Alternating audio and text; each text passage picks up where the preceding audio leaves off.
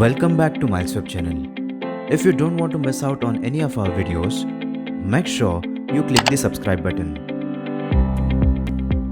How to create a database and database user in Plesk. Log in to Plesk. Click on Databases. To create a new database, click on Add Database. In the database name field, enter the name for the database. From the database server drop-down, select a database server. To assign the database to a specific website, select a website from this drop-down. To create a database user, enter the username in the database username field. Type the password in the password field. The password you enter must be alphanumeric, that is, combination of upper and lowercase letters, numbers, and special characters.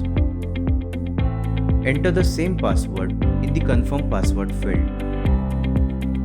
If you want to use auto-generated password, then click on generate. Both the password and confirm password fields automatically gets filled with the random password.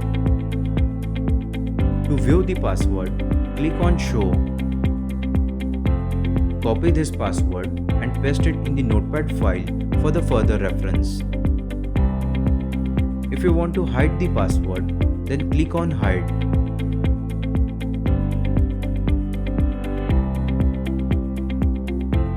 If you want to grant this user access to all databases created under this subscription, then select this checkbox. In the access control section, you can allow user to access the database from these options. This option allows you to access the database only from the local connections.